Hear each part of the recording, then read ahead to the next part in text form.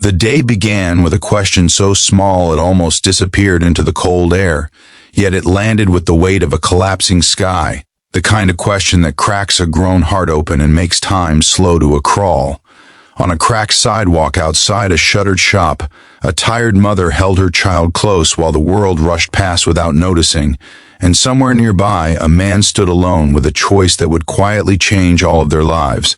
In moments like these, faith is tested not by miracles falling from the sky, but by ordinary people deciding whether they will become one.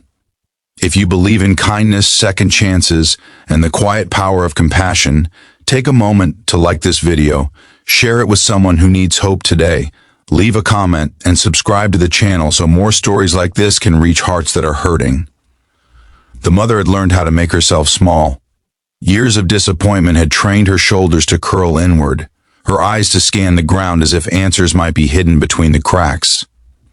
She sat on the edge of the sidewalk because benches felt like luxuries meant for other lives, holding her child against the chill with a tenderness that never failed even when everything else did. The child's sweater was thin, the knees of her stockings already worn soft, but her hair was brushed carefully, and her hands were clean. This mother had lost almost everything except the discipline of love. Bills had stacked like unsent letters, jobs had slipped away as if allergic to her exhaustion, and promises made by people she trusted had faded into silence. She had prayed until prayer itself felt hoarse, and now she waited, not for rescue, but for the strength to endure another day without breaking. Across the street stood a man who knew something about endurance. He was a single father, the kind who learned how to braid hair by watching videos late at night and how to stretch a paycheck like it was elastic. His wife had died suddenly, leaving behind a house that echoed and a child who asked questions he could not answer. He worked long hours doing whatever was available, slept lightly, and woke early, carrying grief like a second spine. Faith for him had become something practical. He no longer expected thunder or signs in the clouds. He believed that if God spoke at all, it would be through hands willing to act. That afternoon, he had come into town to pick up a few groceries with money carefully divided into envelopes in his pocket. He noticed the mother and child the way some people notice weather, a quick glance that might have turned away if his own life had not taught him to look twice. He saw the way the mother's hand never left her child's shoulder, the way the child's shoes were clean but too small, the way their bag held almost nothing. He felt the familiar ache of recognition, the sharp understanding that comes from seeing your own past reflected in strangers. The child leaned closer to her mother, eyes searching the woman's face with the innocent seriousness of someone who senses danger but cannot name it. The question formed there, heavy and bewildered, about whether heaven itself had lost track of them. The mother did not have an answer she trusted. She only had a heart full of fear and a voice she kept steady so her child would not hear it shake. In that moment, the world felt like a place where prayers bounced off locked doors and hope had to be rationed carefully. The man across the street felt something settle inside him, a quiet insistence that refused to be ignored. He could have told himself that he had his own problems, his own child waiting at home, his own fragile balance. He could have crossed the street in the other direction and added this scene to the long list of things he wished he could change. Instead, he stood still and let the weight of the moment press against him until a decision formed, not dramatic or loud, but certain. He would answer that unspoken question the only way he knew how, with action. He began small because small things were what he could afford. He bought extra food he had not planned on and slipped it into a bag that did not announce itself. He returned to his car and counted his envelopes again, reassigning numbers, accepting that something else would have to wait. Then he walked toward them, not with pity on his face, but with the calm respect of someone who knew how easily dignity could be bruised. He set the bag down gently, as if it were simply something that belonged there, and left without waiting for thanks.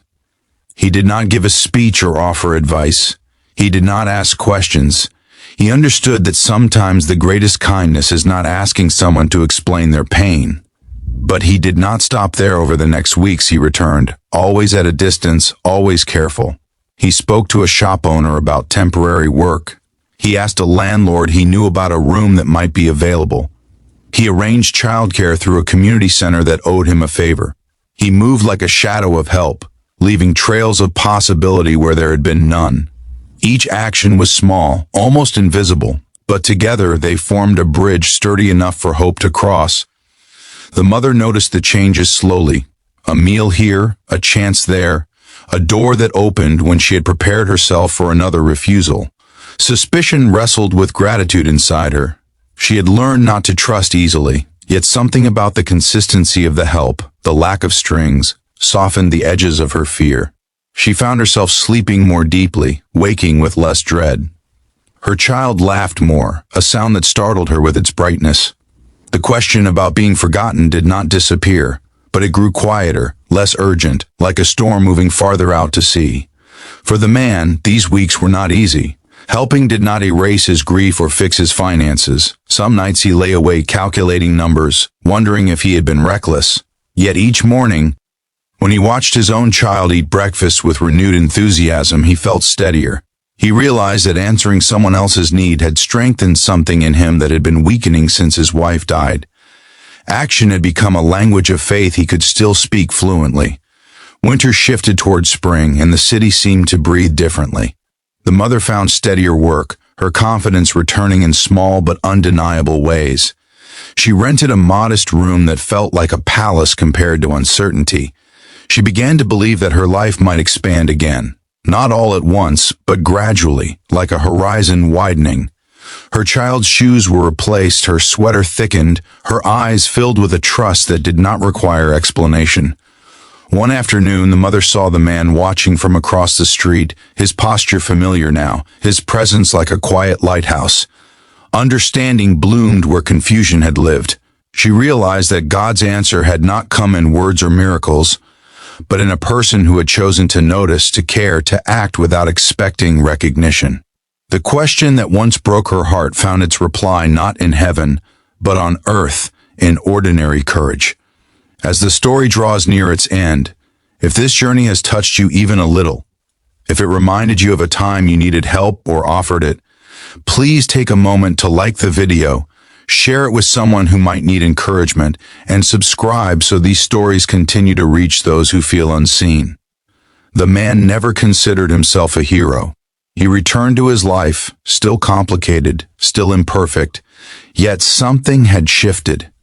He had learned that being a single father did not mean being alone, and that answering pain with action created a ripple no one could fully measure.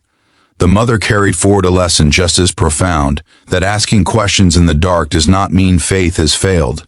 Sometimes it means faith is waiting for hands willing to move. Before the ending, we invite you to comment below with a single word that describes how this story made you feel, because your voice helps keep these stories alive. In the end, the child would grow up remembering not the hunger or the fear, but the day the world answered back. She would remember that when it felt like everything had been forgotten, someone chose to act, and that choice became the proof that love still walks the streets quietly, waiting to be noticed.